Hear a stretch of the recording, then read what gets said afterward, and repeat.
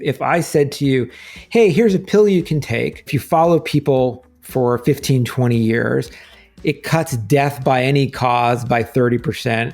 It increases your cardiovascular health threefold. It reduces your odds of depression and anxiety by 25, 30%. You'd say, give me the vitamin, right? That's exactly what this does. Physiologically, they do things for us, and psychologically, they do things for us. They work on our stress response, our cortisol responses, our cardiovascular system, at the same time that they're cementing social bonds and social networks.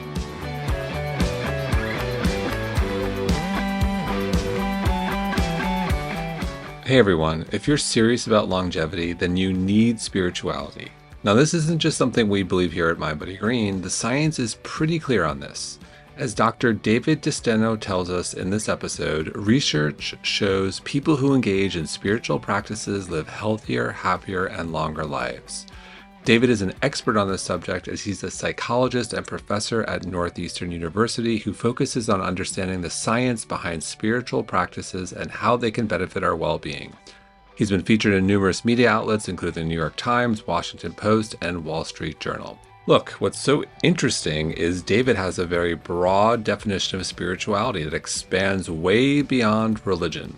We cover everything from gratitude, mindfulness, meditation, prayer, and even CrossFit and SoulCycle. Yes, you heard me right. On that note, we get into the spiritual benefits of group fitness. Is your group fitness class on the way to becoming the next church? It just might be. This is a fascinating episode that may just change how you flex your soul muscles. You don't want to miss it. David, welcome. Hi, thanks for having me on. Great to have you. I think your work is fascinating. So let's start there. Talk a little bit about your background, the work you do, and the why behind all of it. Sure. It starts way back when I was an undergrad in college, and I was I was interested in big questions. Are people good or are they bad? How do we find meaning? How do we find happiness? And I was trying to decide between being a history of religions major, so studying world religions, and being a psychologist. And I ultimately decided to be a psychologist because that allowed me to use the scientific method. And so instead of just debating things that sounded like they had no answer, I could run experiments and learn things and find answers. But through that time, the questions that I focused my research on, how do we find meaning? How do we find joy? How do we become more compassionate, find connection? Every time we found an answer to how people do this, I would look around and think, oh, wait, they're doing this in that spiritual tradition or in that religious practice. And for a scientist, it's kind of not fun to be scooped, but when you're scooped by thousands of years, it's even worse. And what I came to realize is that there is a wisdom in many of these practices. And it was rather I think many scientists like me are rather hubristic in the sense that we shouldn't have been surprised. It would be strange if thousands of years of spiritual thought meant to help people live better, more healthier, happier lives didn't have something to offer. And so this in by no way is me trying to be an apologist for religion. I think it offers practices that move and speak to our mind and body, and whether those practices are used for good or for bad depend upon the intentions of the people using them. But on average, if you look at the data, it shows that engagement in spiritual practices leads people to be healthier and to live longer and happier lives. And so as a scientist, I became interested in why. Why is that? And what can we learn from that? We've done that a little bit with meditation. There's been this mindfulness craze over the past, 10 years or so. And we're seeing it now with psychedelics a bit too. People are looking to psychedelics. But I think if we don't appreciate the traditions from which these come and the kind of guardrails that are built around those practices, we're missing a lot. And so a lot of my work these days is on what can we understand about spiritual practices? What can we learn from them? What can we adapt in a useful way for people who may not feel attached to any given theology because institutional faiths are having their failures? And can we find some wisdom there that we can use to live happier, healthier lives? So you mentioned organized religion, mindfulness, psychedelics. How do you define spirituality? Yeah. So spirituality, I think, is this desire to touch something and connect with something greater than ourselves. And that's a part of lots of religions. But it's much more than, going to church or temple or synagogue every week. And there are a lot of people who are spiritual but not religious, is the way that they will characterize themselves, because the traditional religions no longer speak to them. And so for me, it's about connecting with one another and connecting with something greater and growing our sense of awe and the transcendent at times. I think that's what attracts people to things like psychedelics. It's a very fast route to getting there. We know that in some ways, when you have that, what people often call this mystical experience, where you feel expanded, infinite love or compassion for each other and connection for each other, whether you're doing it through meditation, deep prayer, or psychedelics, what the science is showing is that it's the same parts of the brain that are being activated. There are different ways to get there. Some of those are housed in traditional faith. Some of them can be outside. But to me, it's about personal growth and contact with something greater. And if you can do that through traditional faith, that's fine. If you can do it through a different route, that's fine. The one thing the data really shows, though, is that saying you believe in God doesn't predict much of anything. It's actually engagement in these spiritual practices that build community and build spirituality. Like anything else, like an exercise practice, it's a practice. You're strengthening, I hate to use this term, but like your soul muscle. That's a bad analogy in many ways. I think that's a great analogy because I do think we should be thinking about spirituality as a muscle that needs to be trained, and it's a modality, practice, or protocol that should be part of our health and well-being toolkit. With that said, I'm curious, what does the science say? Like, what is it specifically? So, like, for example, what immediately came to mind for me is, meditation or prayer. So if I am meditating or if I am praying, I'm sitting down, I'm at ease, I'm probably more conscious of my breath. I wear a wearable, I wear a Whoop. I'm going to see my heart rate drop. Your heart rate dropping your resting heart rate is a good thing. And if you're doing that throughout the day, that's a good thing. So that's an example of a ritual during prayer or meditation. So if we were to look at the science and unpack, is it the ritual? Is it the belief that there's something greater than self? Is it the gratitude practice? Is it doing no harm? Is it being kind to our neighbors? Like, we all need that one right now. No one gets along with anybody. That's another problem. Like, walk us through, what does the science say? If you were to deconstruct, if you were to define spirituality or being spiritual, there are all these kind of boxes you need to check. What does the science say about each of these? Yeah, you raise a good point. All of those things you mentioned. And what I'd like to point out to people, we're a society that loves life hacks. Give me a life hack to help me not procrastinate, to help me earn more, study more. And the way I like to describe these practices is the life hacks that we psychologists often give people are like playing single notes on a piano. These rituals are like symphonies because they are multi-leveled and they're doing all of those things at once. So let's take an example, like you said, with prayer or meditation. So when you engage in prayer or meditation or reciting mantras or chanting, what it does is it slows your respiration rate. When you slow your respiration rate, you slow your heart rate through activation of the vagus nerve. And what you're doing is you're getting increased changes in your cardiac rate. People often call it vagal tone. And this is a big influence on cardiovascular health. And the point that you said is exactly the right one. You do it repeatedly, right? When you're doing these practices multiple times a day, what they are doing is giving your cardiovascular system, it's relaxing it, but also giving it an appropriate exercise multiple times a day. When you engage in meditation, there is scientific work from our own lab that shows that it makes you willing. We found after 8 weeks of meditation, people were more willing to come to the aid of other people. They were also less likely to react with aggression to any type of insult. Now, that doesn't mean that they like being insulted, but what it does mean is that there's not this rising blood pressure, this, okay, I'm going to give it back to you, and this escalation of violence and hostility. Also, something good. That act of compassion, when they're more likely to help someone, that cements social bonds, right? And we know one of the worst things for humans is being lonely. When people are lonely, you hear this epidemic of loneliness. Not only is that psychologically painful, but it's psychologically painful because it is physically bad for us and the stress that it puts on our body. And so it helps us reinforce those connections. Now, there are lots of different practices besides mindfulness that we can talk about and how they help us meet life's challenges, but it's a very multi-layered thing. And I think that's what science is beginning to recognize, that we need to unpack.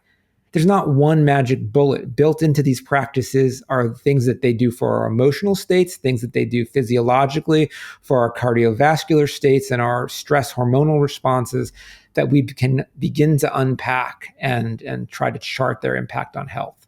You mentioned loneliness, and yes, I wholeheartedly agree. We need IRL connection. We're facing a loneliness epidemic. Being lonely is the equivalent of smoking 15 cigarettes a day. It's terrible. It can go on and on. When I think of spirituality and the role it plays here, this belief in something bigger than oneself, that you're not alone in times of adversity, experiencing a loss, I think of this belief system as being paramount, because life throws you curveballs and it's pretty bleak. And so, can you talk about the belief in something bigger than oneself, whether it's God or deity or the universe, but like this idea that there's something out there? Yeah.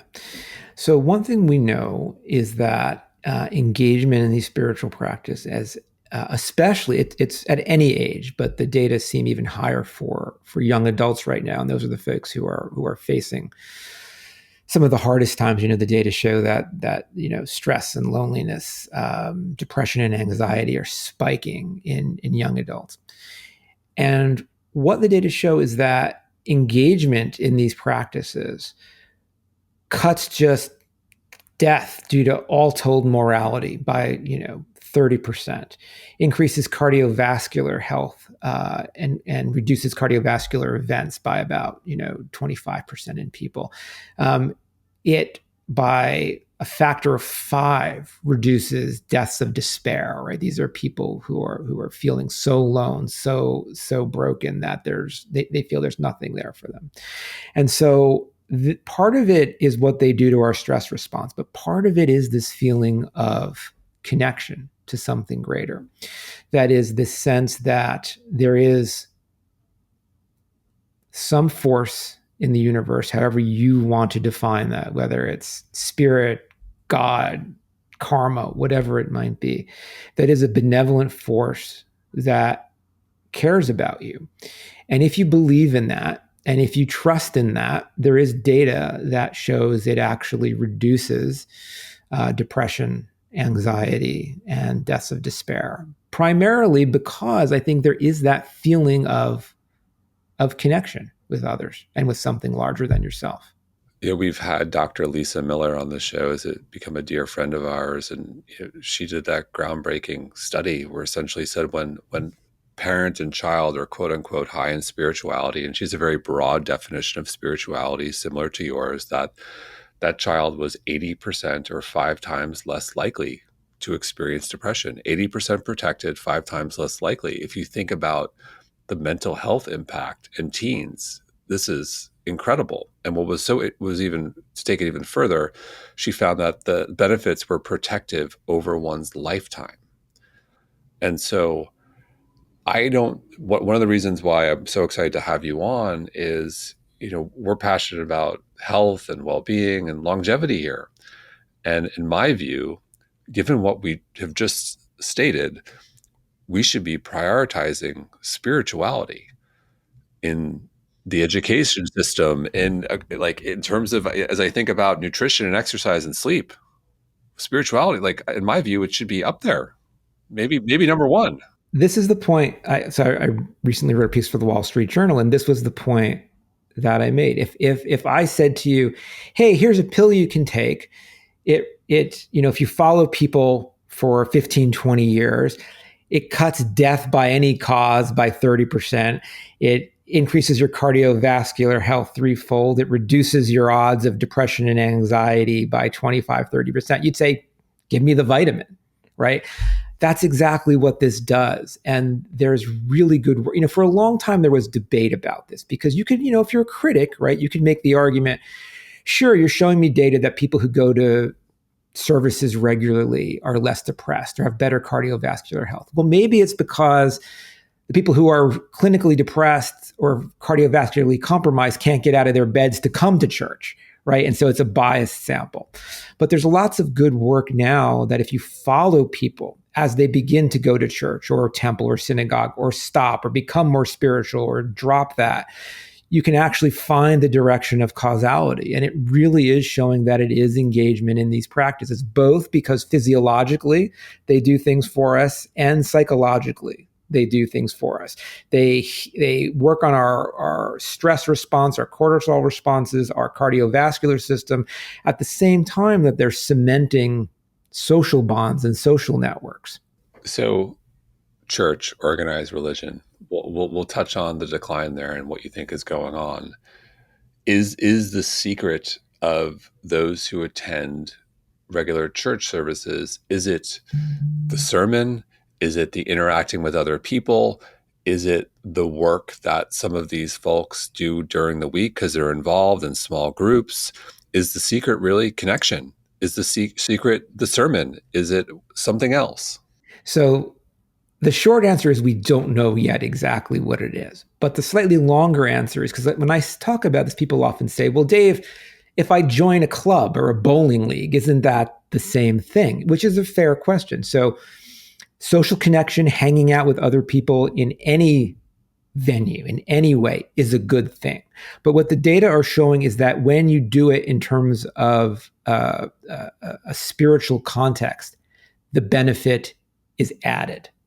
So yes, social connection is part of that. When you go to services regularly, you are seeing people, right? And you're having that social contact. But the benefit to your health that you get doing it in that context compared to just the club is greater. Part of that can be because it's actually increasing the connection in some ways. So one thing we do in my lab is we were studying what's some way that we can make people feel closer together. And we thought of this idea called motor synchrony, right? Which is moving in time together. You see this when you see flocks of birds or schools of fish, right? Suddenly they're individuals, but they form a larger entity. So we had people come to the lab and we had them put on earphones like we're wearing now. And they simply had to tap a sensor on the table in front of them. And we rigged it so that sometimes the two people who didn't know each other would be tapping in unison. And sometimes they'd be hearing random tones, so they were not in unison at all. We then separated them and we asked them, how close did you or how similar did you feel to the other person? That simple act of moving in time made people feel significantly more close to one another. And they'd say things like, oh, I think he was in my class last term, or I saw him at a party. None of that was true because the one other person in the session was an actor that we hired. So we knew there was no connection. But they had this sense of feeling connected and they had to make some sense of it. Then we took that actor who they had been tapping in sync or not with, and we had him get stuck doing this unfair, god-awful task that we designed to be really laborious. And what we found is that by a factor of 3, if people had been kind of moving in time with him before this, they reported feeling more compassion for this guy getting stuck. And they asked us by a factor of 3, can I help him out? Right? This is somebody you didn't know, and they'd spend significantly more time doing stuff to help him reduce his labor. And it's just that simple act of moving together in time. And since this has now been done in spiritual context where people are singing songs together or sacred songs together or sitting, kneeling, standing together, doing these things, and the effect is even stronger. And so what this means is that when you're coming together in a service, not only are you coming together, but you are doing things in that service that are tweaking your mind and making you feel more empathy, more compassion for each other, which are working to cement those bonds, right? And so these are, I thought, oh, look, we have a way to make people feel connected. And I thought, oh, wait, they do that in that service, they do that in that practice, they do that over there, and they were ahead of us. Yeah, there's something very powerful when a large group of people are singularly focused on a task and in sync, whether it's being at a concert and everyone knows the lyrics and they're all singing, or a yoga class or Soul Cycle. We'll move on to that shortly, or whatever it might be. There's so many great examples. So before we go to sweaty spiritualism, which I think is fascinating, and you talked about on your own show, can we spend a moment on organized religion, its decline? What are we getting wrong there? Where are they failing? Yeah. So, I think 2020 was the first year since Gallup, the big survey organization, started measuring this, that the majority of Americans reported not belonging to a church, a synagogue, or a temple.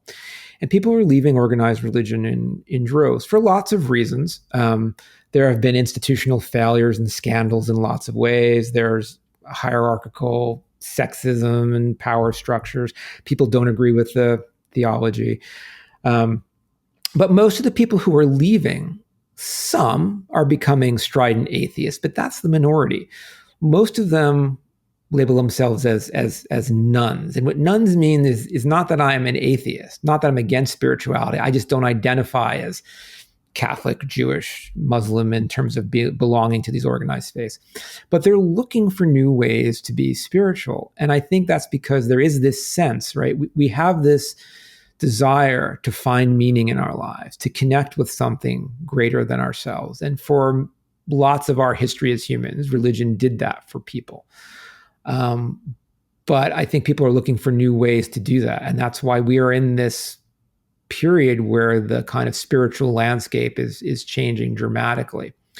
My only worry about, and I think in many ways it's a good thing, my worry is that if people become too idiosyncratic about it, like, I'm going to take this element from Buddhism and this element from Hinduism, I'm going to be 75% Christian, 5% Sikh with a touch of Judaism, you begin to form your own spirituality that is a spirituality of one. And if you're only doing that, you are going to lose the connection to other people. And in some senses, the data show that private spirituality is a benefit, but the benefit is even greater when we engage, as you're saying, with each other to foster that social connection. And so that's my only concern about how we're splintering. So I read something recently, I believe it was also in the Wall Street Journal, that talked about some of these modern churches. I think it was in Orange County, that they're almost becoming full service. Not only do they have a place to worship, they've got fitness facilities and daycare and kind of everything.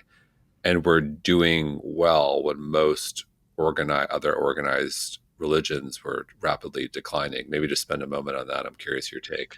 Yeah, I mean, so I think often in the States, because it is primarily, at least traditionally, it was a Christian country. Outside of Christianity, religion tends to be more about what you do than what you believe. That is, it informs the rhythms of your life. It brings community together. It supports you in that way. And I think as churches became more about just, here's what we believe, and especially as they became more involved in politics, it turned a lot of people off, and they're losing that community, that connection that supports people in their times of need and facilitates their coming together more than just once a week where everybody comes in for a sermon and leaves. And so it doesn't surprise me in some ways that these other organizations are beginning to fill that role. Well, you also wrote an op-ed in the Boston Globe, and you did a podcast on this as well, titled "Church Should Be More Like Burning Man." Please tell us more.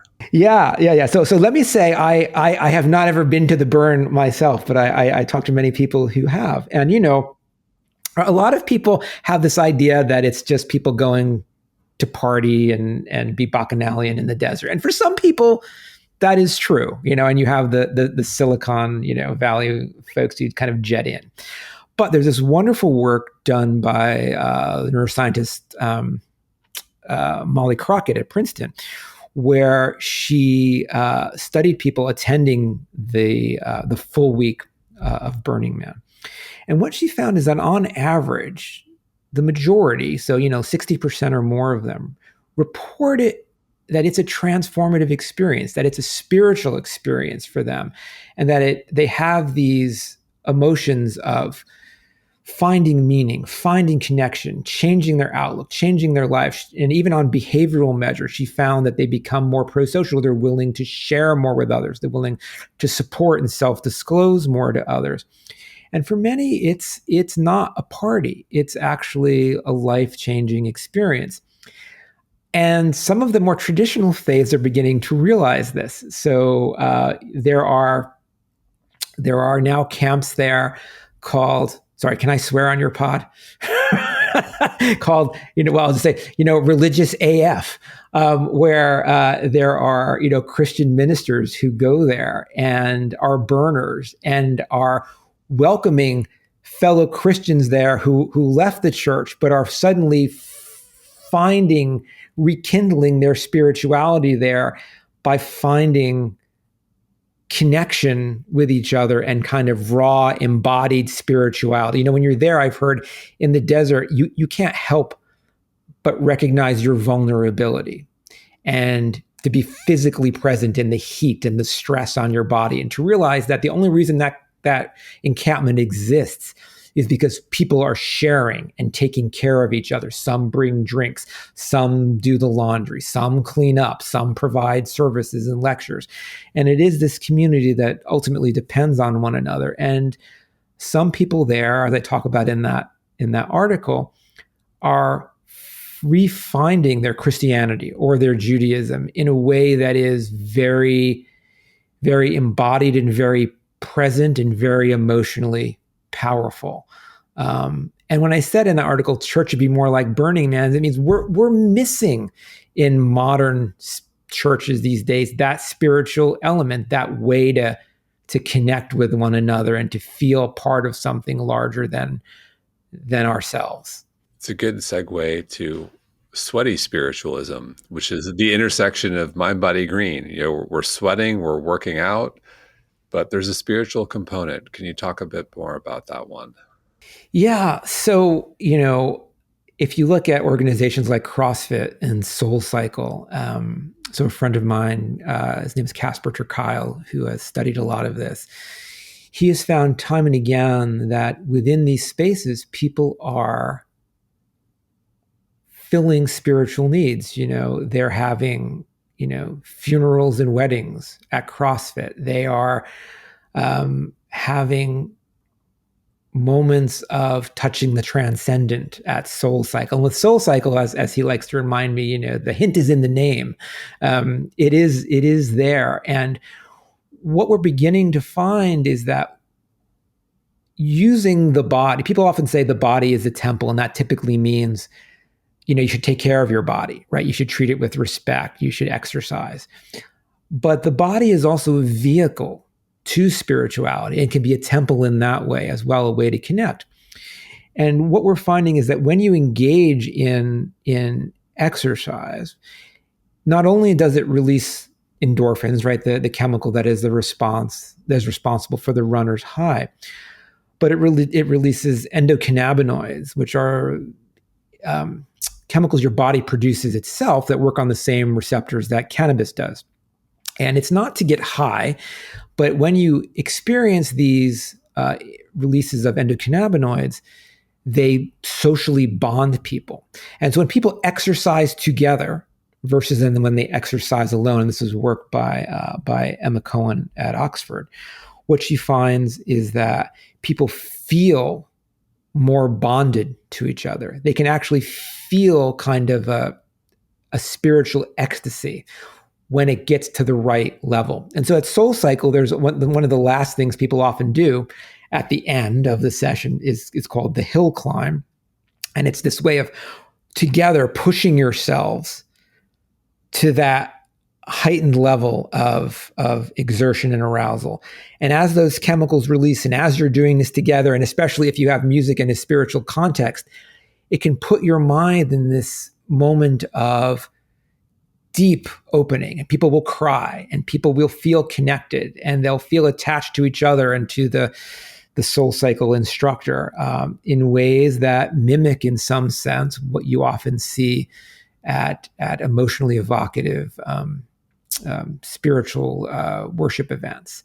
And so I think what we're finding in these classes is a way to use the body in a healthful way, not only to increase our own physical health, but to increase our connection and openness to each other and to something greater. So I'm curious what your view is on the power of the instructor or the orator. As I think about our institutions globally, some would say, there's a lack of leadership. um, and if I think about, so for me personally, I don't attend regular church services because I would prefer, as I think about like what I go for is the sermon and the oration, and I'll listen to occasional Joel Osteen podcasts, and he's great. In the same way, people love Norman Vincent Peale 100 years ago. Was it 100 years? No, less than that. And I think about what makes Soul Cycle too. It's the environment, it's the music, but it's the personality. It's the instructor. So many great yoga classes in person. It's the instructor. It's the personality. It's that leadership, if you will. Someone who has that presence, who knows what to say, when to say it. How important is that? It's hugely important. And I know, some of the Soul Cycle elite instructors won't even be on the bike. They'll have somebody else on the bike, but they will be walking around giving the oration, the sermon, the secular sermon, in the way that a religious leader would. And so I think it is very important. Some people are just naturally good at it, but the risk is that as people engage in this practice, what we're seeing more and more, and I'm hearing anecdotally, is that people will come to their fitness instructor and ask them for life advice and for counseling. And a lot of them are like, I wasn't trained to do this. If you're trained as a rabbi or as an imam or as a minister, you get training in pastoral counseling. And so you learn how to do this. And so part of the risk and part of the worry, but also part of the potential benefit is as people are looking to charismatic instructors, is can we equip those folks with more training to help them feel empowered in doing this? The originators of Soul Cycle sold it off, I think, to Equinox. But now they're starting this newer, I can't remember what it's called, People Something. But it's all about coming together and finding connection, not the exercise part. But it is about this secular spirituality.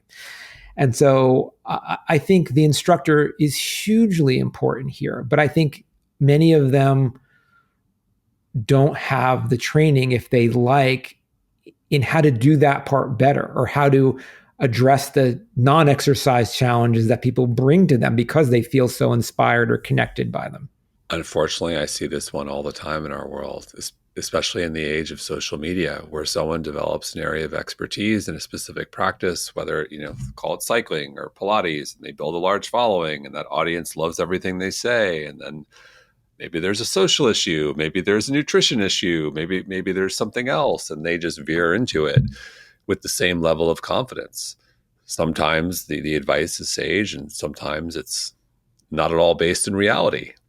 But they've got that confidence and the following, and we live in a world where it's almost a death by 1,000 cuts in terms of all the influencers or experts. And yeah, I mean, that's part of it, right? You have to be doing it. I mean, sure, everybody wants to do well and grow their profile, but what you have to realize is people, especially when you begin. Well, I mean, the same thing with health, but especially if you're getting into issues that are touching on spiritual counseling. What do I do in my marriage? What do I do with my kid? What do I do? I've lost someone. How do I get over this grief? There needs to be a little bit of humility there. And, this is what I say to even my colleagues, right? We're all writing books that, go to the Barnes and Noble and you'll find, books by tons of psychologists. I think we need to have a little more humility to look at what can these traditions offer us that have been dealing with this for millennia. We psychologists have been here for a little over a century. Um, can we learn anything from that?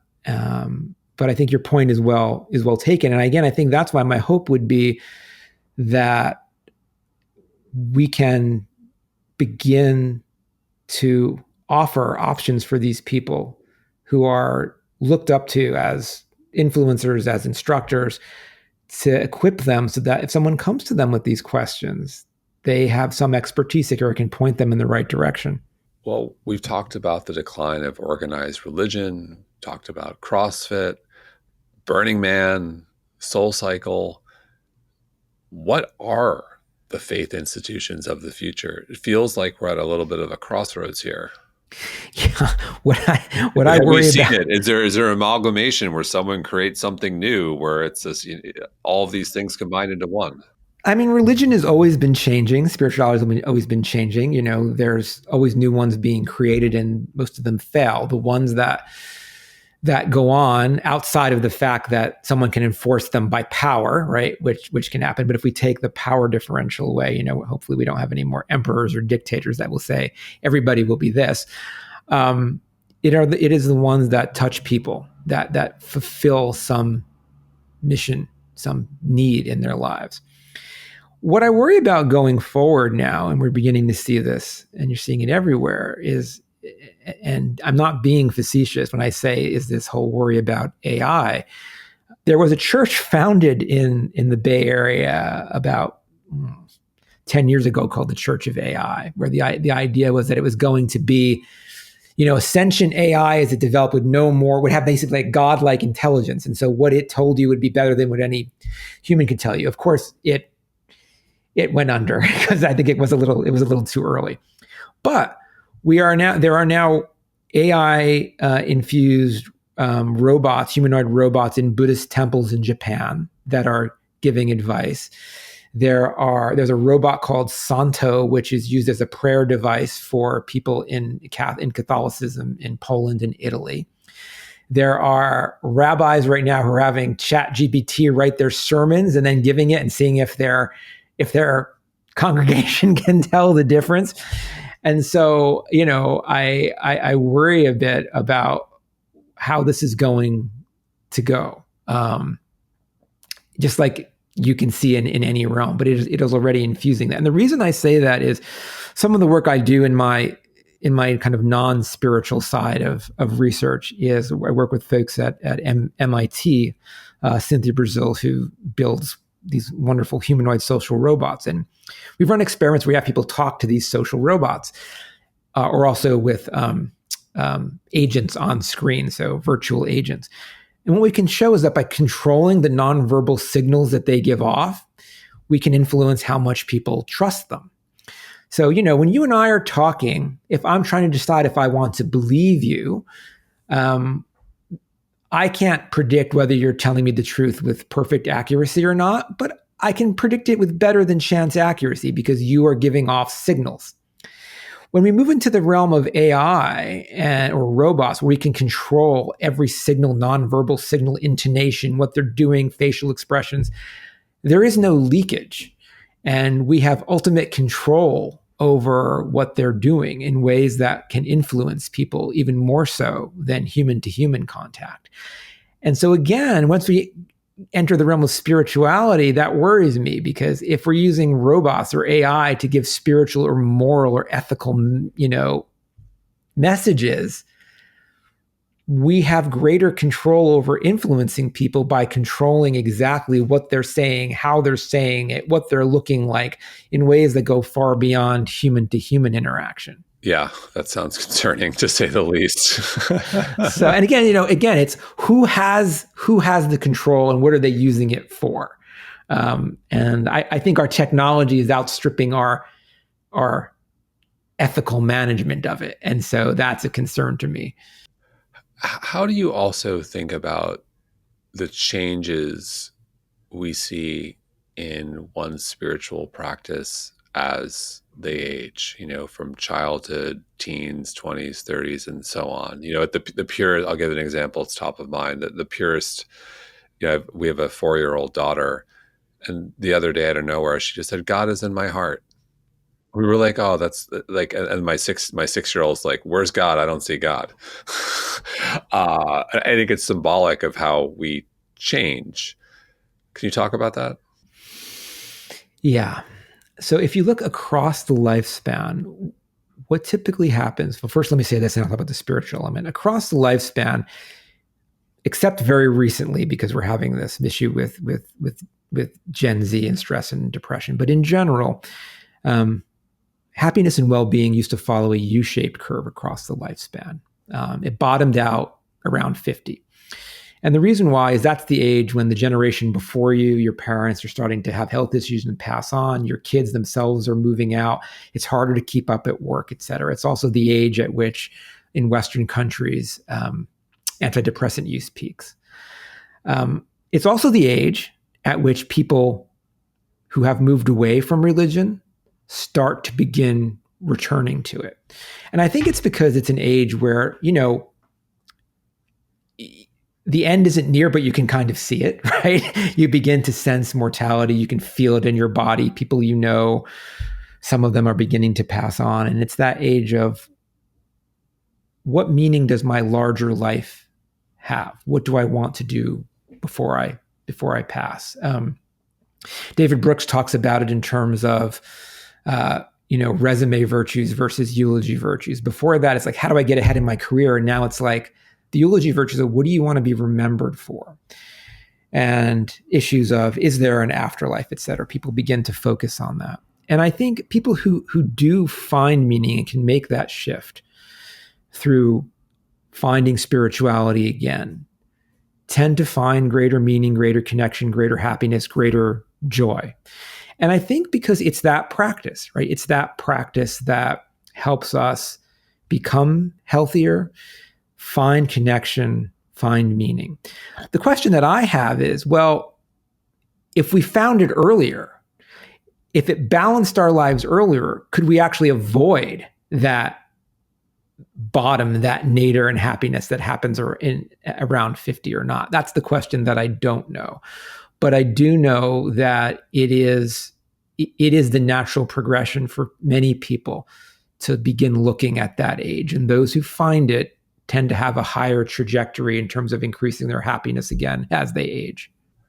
So if I can assess my cardiovascular health or cognitive health through a series of tests, how does one assess their spiritual health? It is a good question. There are no metrics that we know of that do this, in at least with any sense of precision that you could do with cardiovascular health or health in general. I think for so long science has been like, that religion, it's all superstition. I don't want to touch that. It hasn't been really examined, and that's beginning to change. And my hope, the reason that I do this as a scientist is, I said, let's not argue about whether God exists. It's not a question science can answer. Unless you know the mind of God, you can't run an experiment. Maybe God only likes to help people on every third Tuesday. I don't know, right? I don't know. So let's put that aside. But let's look at the well-being and the health outcomes that we know are attached to people who are engaged in spirituality. And let's try and find how we can measure that and what the mechanisms are. So the ways we measure it now is simply, are people spiritually engaged, which are, how often do you go to religious services? How often do you pray? How often do you meditate? How often do you do those daily activities? And we find a positive relationship, but I think that's a poor measure, right? Because what we don't really have is measures of spiritual growth in people. That is the kind of the subjective experience of it. Well, you're leading me to my next question in the sense of, if I want to put on lean muscle mass, I need to go to the gym, and I probably need to lift heavy weights, and I probably need to do so at least a few times a week and consume enough protein. There's a little bit of a protocol. If there's a bare minimum, if someone is listening and they're buying what you're selling, but they don't really have, never really, maybe shunned by organized religion, maybe don't really have a spiritual practice, but they're saying, all right, I'm sold on the longevity benefits. what do I do? What's the bare minimum? Like, what do you say to that person? So it's funny. We are starting a study on this now. So let me give a long-winded answer, but I'll circle back to that. Is one of the other things that we know that we found in my work in my lab that increases both health and well-being is a gratitude practice, right? We know that when people feel and experience gratitude, there's better physiological health, there's better psychological health, there's better social connection. When you come in my lab, I can make you feel grateful about something in the ways that we do it and see a huge effect. When you go off in the real world, people do like a gratitude journal. That's what's hot these days, right? The effects are really tiny. And I'm like, why? Well, if you think about it, when you feel an emotion, it influences what you do while you are feeling it, not once it is gone. And so most people gratitude journal kind of at the end of the day. And that's great, but that means you're going to feel grateful for 20 minutes before you go to bed. And so it's not influencing what you're going to do during the day.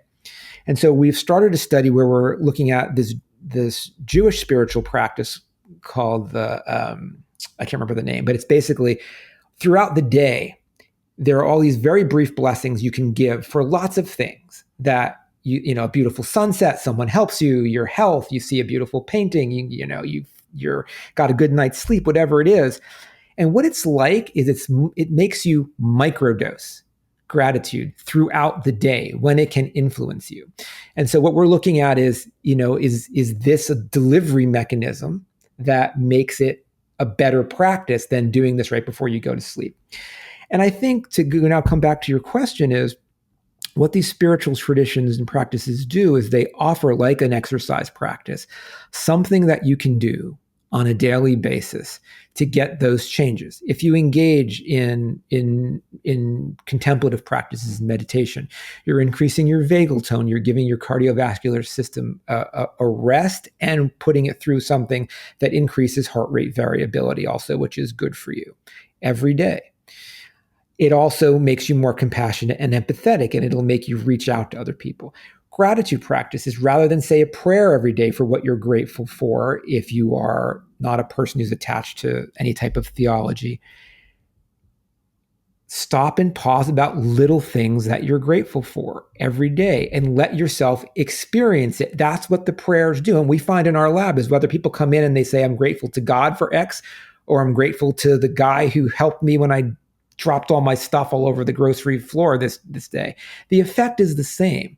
What these practices are doing is changing your emotions, changing your physiological responses in a repeated way. And so whether it's mindfulness, whether it's gratitude, whether it's deep breathing or chanting, whatever it might be, engage in it. Now, you might not have the added benefit of believing in something greater that also comes with it. But there is some benefit. And that's the other thing we need to look at is how much can be extracted from these practices and still be beneficial if you remove the higher level theological component. So specific to your findings on gratitude, was there a critical threshold? Was it, 10 gratitude touch points during a day or 20? We're doing the study now. So the results aren't in yet. And when are you going to have them? That's fascinating. We will have the first round will probably be by the end of the year. Could you walk us through this, like that group? I'm very curious what the study looks like. What are they doing? So the way the study works is so the Nassim B'chol Yom is the name of the practice. And so when you get up in the morning, there are these things that you always say that you're grateful for. And so you thank God that you woke up this day, you thank God for the food you have. But through the day, there are hundreds of things. And they actually have this app that they can, if you're feeling grateful for seeing a beautiful sunset, if you're grateful for a wonderful meal that someone gave you, or seeing someone you haven't seen, or, yesterday your arm was hurting you, but today you feel strength in it and you feel better.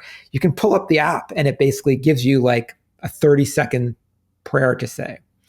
And it is a way to microdose gratitude. And what we're going to do is compare that also to a way that also to secularizing those. So take out the thank you God for this, but just to focus on you're grateful that you're feeling better, that someone helped you for the sunset, for a meal, for whatever it might be. And we're looking at how many times a day people feel this. They are reporting on their smartphones what their emotional states are over a 4-week period. And we want to see if we can begin to figure out if you're feeling microdosing gratitude multiple points throughout the day compared to just once at night or compared to just nothing at all. What type of benefits does that give you in terms of your social network size, in terms of your well-being? We also have a measure of self-control that we're putting in there, right? One of the things that really underlies health is the ability to persevere against the desire for short-term rewards versus long-term gains. And so we are kind of measuring people's patience and perseverance after these 4-week periods. And so we'll see. Wow. So what's been the most surprising study that you've been part of to date? Probably the study we did on meditation, because there is this tradition in science in psychology about studying meditation, but it was all about, does it give you better memory? What does it do to your white versus gray matter, et cetera? But no one ever thought to study why it was created, right? It wasn't created to give you better memory. The monks will say, sure, it'll give you better memory. Sure, it'll make you feel more relaxed. But that's not what it was intended to do. It was intended to reduce suffering in the world, yours and somebody else's. And so we decided to put this to the test. And so we would bring people into the lab and we had them do 8 weeks of meditation with a Buddhist Lama every day. Or we also did it subsequently with an app like Headspace. Or we had them do brain training. So they were doing things that were effortful with mental training, but had nothing to do with meditation. Or they were put on a wait list. They didn't do anything at all. And then they came back to the lab and we constructed a situation where they thought we were going to measure their memory and stuff. But when they walked into the lab, they were in the waiting room and we had somebody come in who was an actor who was on crutches. Wasn't really on crutches, but used them and looked like she was in pain and dropped stuff and needed help. And we found simply by, a factor of 3, people who had meditated for 8 weeks were more willing to jump up and help this person and see if they could relieve their pain. In another study, we had someone, they were working on a group project with each other where they had to write a brief, 5-minute speech about what they thought their life goals were. And they had to deliver it to their partner. And their partner was an actor who we had trained, who basically gave them really negative, insulting feedback on their life plan, right? And we gave them the opportunity to kind of think they were going to seek vengeance on this person. Nothing would really happen to the person, but they thought they could do a way to kind of give this person a little bit of pain in the next part of the experiment. And what we found again is by a factor of 3, people who had meditated for 8 weeks refused to want to cause the other person pain. And it wasn't that they thought it was okay. They still said, I really want to tell him that what he did was wrong and it hurt me, but I don't want to lash out at the person. So think about Twitter, right? It's like, this means I'm not going to lash out at you and escalate on social media. And to me, it was just proof of what these spiritual folks have been saying for thousands of years, that this practice increases compassion, reduces our desire to cause aggression and violence. And it was eye-opening to me, right? I was just like, this is huge.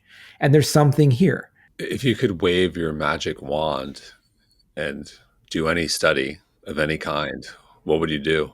I mean, to me, some of the most exciting work now is being done not by me, but by other folks around psychedelics. There's this sense of it not curing, but reducing depression, PTSD. People who engage in these practices, some of them say it was the most spiritually rewarding experience of their life. People who are facing terminal illness diagnosis suddenly are at peace with them. But, and when I talk to folks like Michael Pollan or the researchers at Johns Hopkins about this, they will say that if you're not careful using psychedelics, 20% of the time it can be a really bad experience. 8 to 10% of the time it can actually cause people to actually have mental health issues. And it's because if you do these in their original ritualistic contexts, right, there is a shaman there who through chanting, whether it's ayahuasca or psilocybin mushrooms, through chanting and music sets the context, gets you in that relaxed contemplative space before this happens, stays with you and guides you and helps you make sense of what's going on afterward.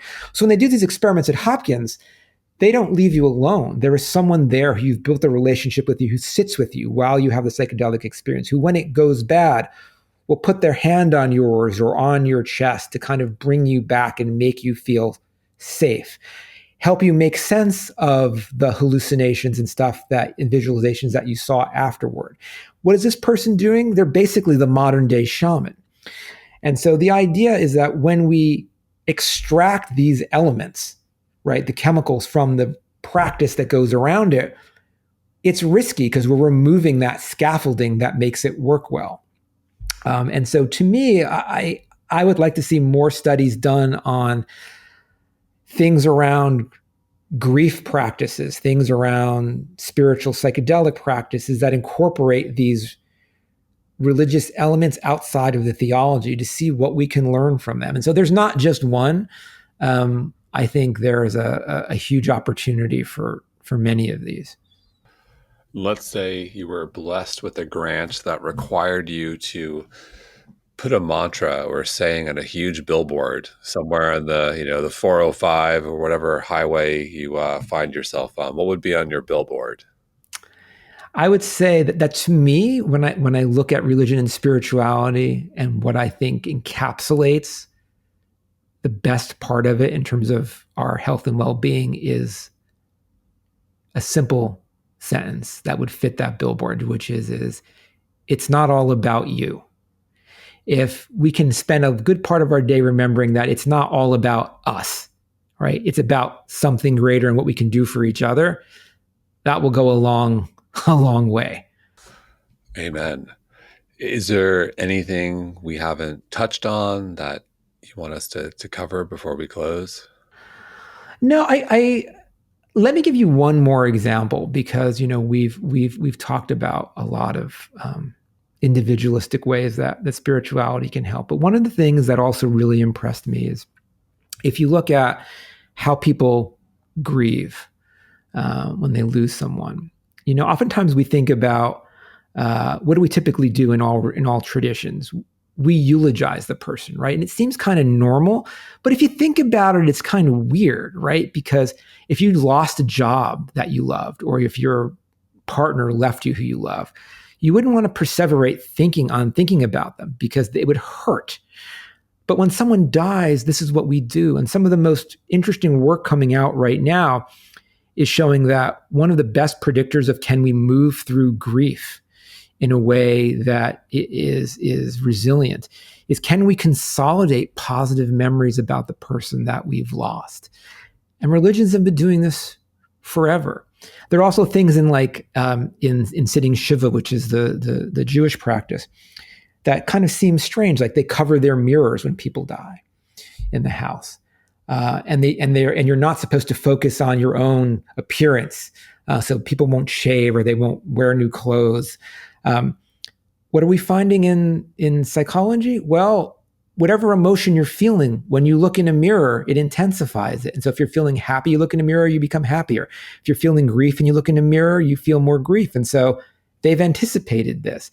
If we can reduce self-focus when you're grieving, it stops rumination. It reduces the pain you feel. And so I see embedded in all of these practices little things that they have discovered that move our mind and heal our emotional states in ways that a lot of people outside think, oh, that's just superstition. Why do you do that? But there's a wisdom there. And my hope is that we can begin to look at all of these practices to see that how they can help people live healthier, better lives. So what's an example? Someone loses a loved one. What should we change in that grieving process? So if you lose a loved one, the best thing is to celebrate them, to focus on the good. Don't try and not think about them. That forming a positive memory is one of the best things you can do. It is also a period of what's called instrumental support. So instrumental support means people are there when you need them. It's not like how many friends you have on Facebook. It's like who shows up.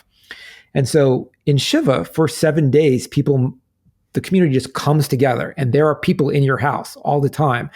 They come together, they pray together, they reminisce together. And when they pray together, what is that? That's that synchrony happening. And that builds connection and empathy. And so, what I would say to people is, if you're not Jewish, make it a habit of showing up for people who lose one another. Do it for each other. Celebrate the person who has been lost. Cover your mirrors. Don't focus on your own appearance. All of these things increase your resilience, and have it go on for a period of 7 to 30 days, because that's the typical kind of length of the intense part of the mourning period. Nowadays, somebody passes, you send them a like, you send them the flowers, maybe you show up at the funeral, and that's it. That's not what people need. And again, this is why those spiritual traditions form those communities and those practices that support people in times of pain. And when we lose institutionalized religion, we're losing some of that. And we need to find ways to incorporate that. And that's back to my point about Soul Cycle. Why are you seeing funerals at Soul Cycle? Because that's people's community that they feel attached to. And it's a way that we can support one another. It reminds me, about a month ago, we were walking in Miami, my wife and I, and we saw it must have been a couple hundred Harleys on a Sunday, and everyone was, I'm like, it's Miami, it's hot, and we're like, this has to be a funeral, and they just kept on going and going and going. And I choked up a little bit. Because it's something you don't see. Granted, you see 100 or 200 Harleys coming. They're not wearing all black. And it was very touching. And if I think about, and speaking from personal experience, yes, getting through loss, there's that component of having family and loved ones around you. But for me personally, I think what got me through those moments was this belief that there was something bigger than myself or this person, that perhaps we would connect again, that they would always be with me, that it wasn't just this person's gone, they're 6 feet under the ground, and that's it. Because I think that's also a hard, like when you lose someone you love, and you have this belief that, well, they're gone, that's it. When it's tough enough as it is. That makes it kind of very bleak.